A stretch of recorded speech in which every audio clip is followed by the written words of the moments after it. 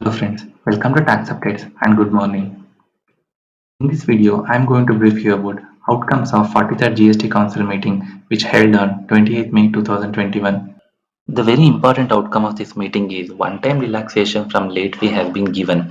That is, if any GST or 3B returns are pending from the period July 2017 to April 2021, now you can be able to file this with a reduced late fee. When there is no liability in a GST return, the maximum late fee is capped to rupees 500, that is 250 each SGST and CGST. And when there is a liability, rupees 1000 will be the maximum late fee, that is rupees 500 each CGST and SGST. And the scheme is effective only between 1st June 2021 to 31st August 2021. If you can able to file this return within this period, then only the reduced liability will be applicable. The late fee is also reduced for the upcoming returns, that is from May 2020-21 onwards. When there is an nil liability, the maximum late fee is capped to rupees 500, that is 250 each CGST and SGST. However, when there is a tax liability, late fee is capped based on the annual aggregate turnover in the previous financial year. For the taxpayer having a previous turnover less than 1.5 crore, for them maximum late fee is applicable rupees 2000, that is 1000 each in CGST and SGST. And for the taxpayer having a turnover of more than 1.5 crore but less than 5 crores, for them the maximum late fee is capped to 5000 rupees. And for whose the aggregate turnover is more than 5 crore rupees, maximum late fee is 10,000 rupees, that is 5000 each in CGST and SGST. Also, the late fee is reduced for GSTR4, that is a composition dealer has to file this form on quarterly basis. When there is a nil tax liability, maximum late fee is 500, and when there is a tax liability, maximum late fee is 2000, that is 1000 each in CGST and SGST. Also, from Form 7, GST late fee is reduced. This Form 7 has to be filed by the person who is liable to make TDS, that is, it is generally applicable to the government company. Here, the maximum late fee is prescribed at rupees 50 per day, that is 25 each CGST and SGST, and also the maximum is capped to rupees 2000, that is 1000 each in CGST and SGST. Also, in this meeting, certain other relief measures also provided. Here, the relief measures has been provided for both the small taxpayers and the large taxpayers. With respect to small taxpayers, these relief measures have been provided for both the payment and returns. Let's discuss regarding the payment. In the payment section, the rate of interest for the late payment has been reduced. Now, the nil rate of interest has been prescribed for the first 15 days late payment, and for the next 45 days, 9% rate of interest has been prescribed. This is applicable for March month return, and 9% rate of interest is applicable for 30 days for the April month return. Also, with respect to for the month of March 2021 or the quarter ending March 2021, 60 days late fee has been waived off. That is, if your due date was 20th of October, then the late fee is waived off till June 19, 2021. And for the monthly return of April 2021, 45 days has been waived off. That is, if your due date is 20th May, the late fee is waived off till 4th July 2021. Also, for composition dealers, nil rate of interest has been provided for 15 days, and for the next 45 days, 9% rate of interest is applicable. The previous relief measures are applicable for the month of March and April GSTR 3Bs. However, for May 2021 returns too, there are certain relief measures have been provided. First, in the payment section, nil rate of interest is prescribed for 15 days late payment, and for the next 15 days, 9% will be applicable. And after the 30th day, the regular rate of 18% is applicable. And with respect to the returns, 30 days late fee has been waived off. That is, if your due date is 20th of June, then you can be able to file the returns without late fee till 19th July. Also, for large taxpayers, there are certain relief measures have been provided. Here, the large taxpayers means whose aggregate turnover in the previous financial year is more than 5 crore rupees. For them, the rate of interest has been reduced for 9% for the 15 days late payment. This is applicable for May 2021 payment. Also, for the GSTR 3B of May 2021, the late fee is waived off till 15 days. That is, if your due date is 20th of June, then you can be able to file the return without late fee till 4th of July. Also, certain other relief measures have been provided in this meeting. That is, May 2021 GSTR 1 or IFF is extended by 15 days. For example, if your GSTR1 is due date by 10th, you can be able to file it till 25th of June.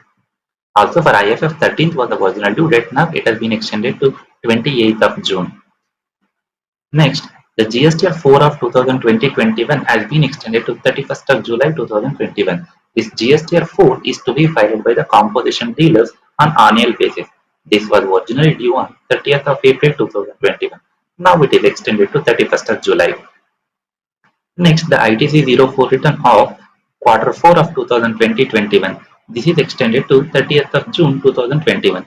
This is to be filed by the taxpayers who sends the goods of a job work. Next, as we discussed in the previous videos, Rule 36(4) prescribes for the eligibility of input tax credit. Now, through this meeting, this cumulative application is to be made for April, May and June 2021. As per this Rule 36(1), it has to be seen on monthly basis. But however, through this meeting, it has been made applicable for April to June together. Next, the EVC option for the companies is extended till 31st of August 2021. As we seen in the previous notification that the EVC option is introduced till 31st of May 2021. However, this has been extended till 31st of August 2021. Also, the general extension for various due dates has been extended to 30th June 2021. In the previous notification, we saw what are the general due dates applicable for the taxpayers and the GST department. Also, there are some exceptions have been provided in the notification that was applicable till 31st of May 2021. However, through this meeting, it has been extended till 30th June 2021. Also, in this meeting, the GSTR 9C has been made self-certified. The GSTR 9C is a reconciliation statement which is to be filed along with the annual return. This is applicable for the taxpayers who are having a turnover of more than 5 crore in the applicable financial year. Till financial year 2019-20, GSTR 9C was to be certified by a practicing chartered accountant, and now by this meeting, the GSTR 9C has been made self-certified. That means the assessor can upload the GSTR 9C on. The next important decision of this meeting is to make retrospective amendment of interest-related provisions.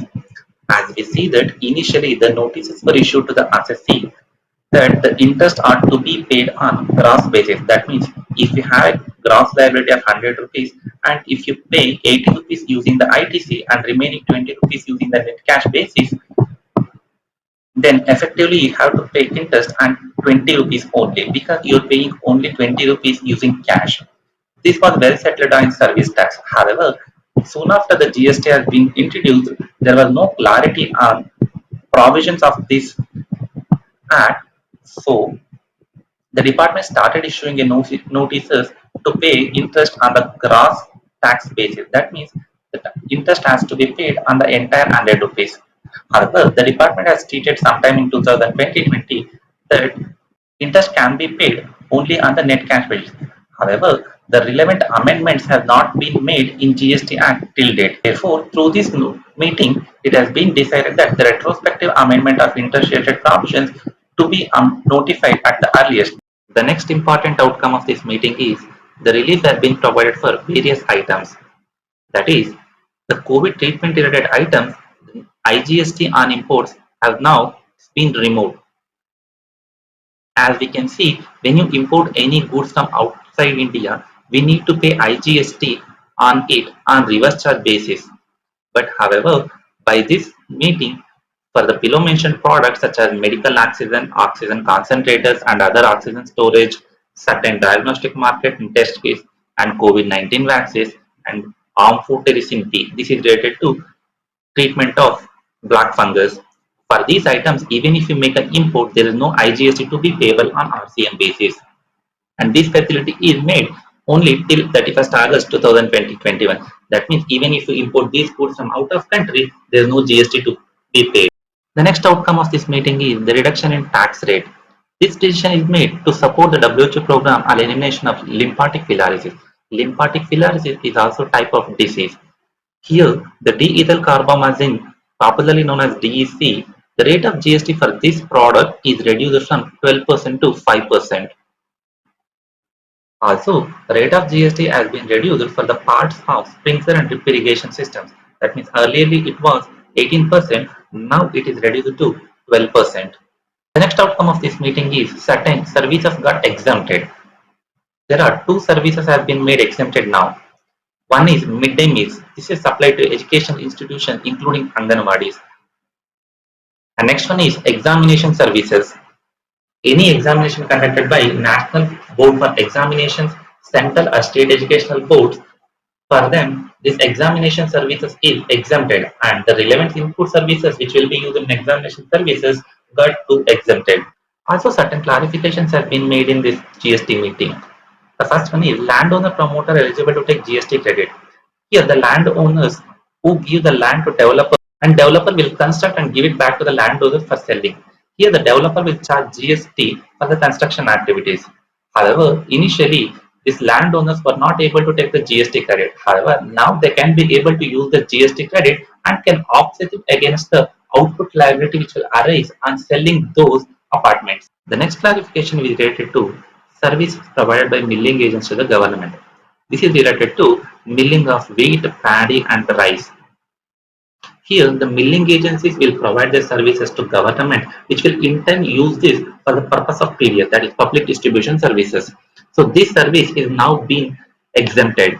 The next clarification is related to ropeway construction. That means if any entity is supplying ropeway construction facility to government entity, this will attract 18% GST. And the next clarification is related to guarantees, which is the guarantees given by the government to its undertakings or the PSUs for the purpose of taking loans from the banks is now exempted. If you find this video useful, please like and share the video and also subscribe to my channel and click on the bell icon and select all.